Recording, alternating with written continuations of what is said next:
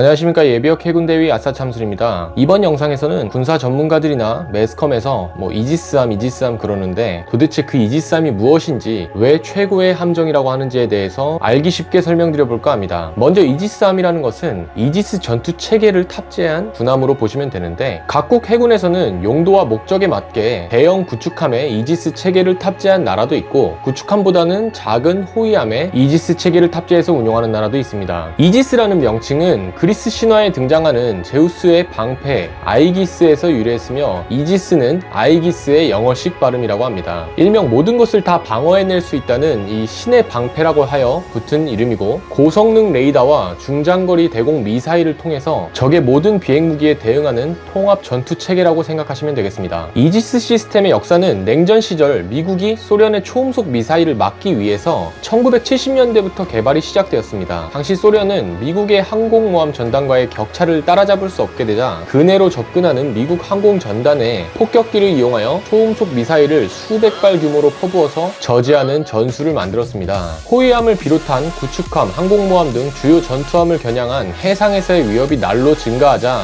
미국은 이에 질세라 함대의 대공 방어 시스템을 개발하기 시작하여 1983년 미국 해군의 순양함에 최초로 이지스 시스템이 실용화된 이후에 현재까지 함영에 따라 그 발전을 거듭해오고 있습니다. 이지스함이 일반 함정과 다른 점은 바로 이 3차원 고정식 위상 배열 레이더 때문인데요. 기존의 기계 회전식 레이더는 이 마스트에 설치된 큰 접시형 안테나가 360도를 회전하는 동안 한 번만 레이더빔을 표적에 비추는 방식입니다. 따라서 각각의 표적을 추적하려면 레이더가 표적마다 별도로 필요하게 되는 단점이 있지만, 3차원 위상 배열 레이더인 스파이 레이더는 이 센서가 전후좌우 상부 격벽에 부착되어 사방으로 동시에 전자기장 빔을 쏴서 적 유도탄과 항공기 등의 공중 표적을 최대 1000km 밖에서도 탐지할 수 있고, 최대 1000여 개의 표적을 동시에 탐지 추적, 그리고 20여 개의 표적을 동시에 공격할 수 있습니다. 그리고 요격이 가능한 스탠더드 미사일과 고성능 사통 레이더, 그리고 관련 정보를 고속으로 처리할 수 있는 컴퓨터 시스템 등을 기본 사양으로 가지고 있습니다. 이게 차로 치면은 풀옵션인 것 같아요. 이지스함의 우수하고 정확한 탐지 거리는 조기 경보기처럼 적들이 아군을 인지하기 전에 더 먼저 탐지하여 더 빠른 대응이 가능하도록 합니다. 이를 통해서 항모 전단이 적의 화력에 노출되지 않도록 선제 대응을 하고 지키는 게 가장 큰 목적입니다. 하지만 이는 미국과 같은 항공 전단을 보유한 강대국에 국한된 이야기며, 공격보다는 방어에 초점을 두었지만 공격력 또한 막강합니다. 적 항공기와 미사일들을 추적하고 아군 함대의 대공 전투 지휘를 도맡으며 스스로도 대공전에 나설 수 있습니다. 또한 수직 발사대에 순항 미사일을 운용할 수 있습니다. 이 수직 발사대인 MK-41에 장착되는 스탠더드 미사일은 분당 50여 발까지 발사가 가능해서 여러 개의 목표물을 동시에 공격할 수 있다고 하는데요. 우리나라는 2008년 12월 세종대왕함이 최초 이지스함으로 취역하면서 미국, 일본, 스페인, 노르웨이에 이어서 세계에서 5번째로 이지스함을 보유한 국가입니다. 세종대왕급 이지스 구축함의 화력 체계를 보면 다음과 같습니다. 먼저 VLS라는 수직 미사일 발사관이 있는데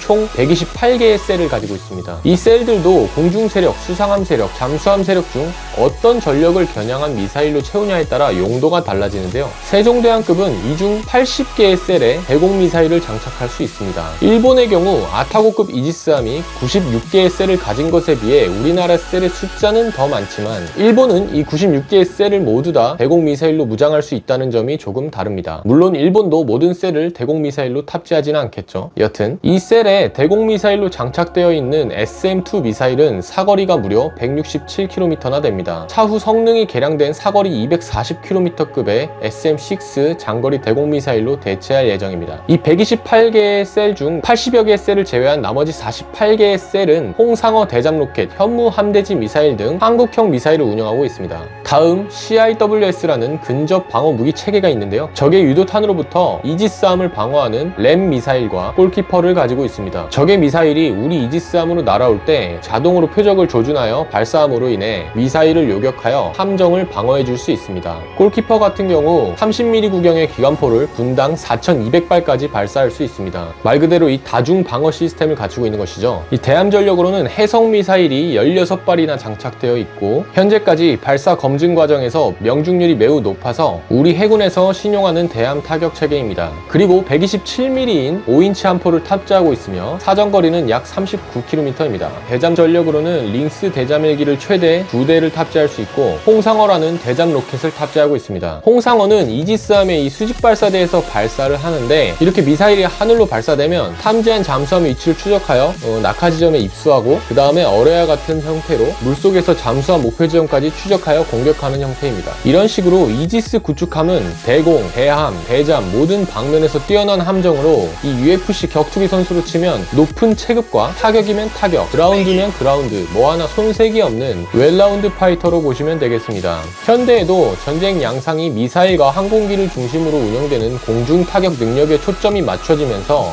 해군 같은 경우 항공력 중심의 공격에 대비한 함대 방공 전력의 내실을 기하는 것이 이 세계적인 추세인데요. 이러한 추세에 발맞춰서 우리 해군 역시 대공 방어 능력을 강화하는 방향으로 전력 증강을 추진하고 있습니다. 현재 우리나라는 세종대왕급 7600톤 이지스 구축함을 3척을 보유하고 있는데, 추가로 KDX-3 배치 2 사업을 통해 3척의 차기 이지스함 건조가 계획되어 있으며, 그중 선도함은 2024년에 해군으로 인도될 예정입니다. 만약 차질 없이 후속함들이 배치된다면 2020년 후반경에 우리 대한민국은 미국, 일본에 이어 세계에서 3번째로 많은 이지스함을 보유한 국가가 됩니다. 특히 차기 이지스함은 완전한 국내 기술로 건조되는데, 이는 우리나라가 전 세계에서 손가락에 꼽히는 이지스함 자체 개발국이 되는 것입니다. 주변 강대국 해군들이 무서운 속도로 성장하고 있는 상황에서 유용하게 사용될 수 있는 주요 군사 자산이 될 것으로 기대됩니다. 이처럼 이지스함은 바다의 왕자라는 애칭을 얻을 만큼 현재 세계적으로 운영 중인 구축함 가운데 최고의 전력을 자랑하고 있습니다. 삼면이 바다인 우리나라가 앞으로도 해군력이 더욱 강력해져서 전쟁 억지력 확보와 장거리 해상 수송로 확보를 통해 국가 경제 발전에도 크게 기여하길 희망합니다. 끝으로 지금 이 순간에도 국방을 위해 힘쓰시는 모든 국군 장병 여러분들께 존경하고 감사합니다.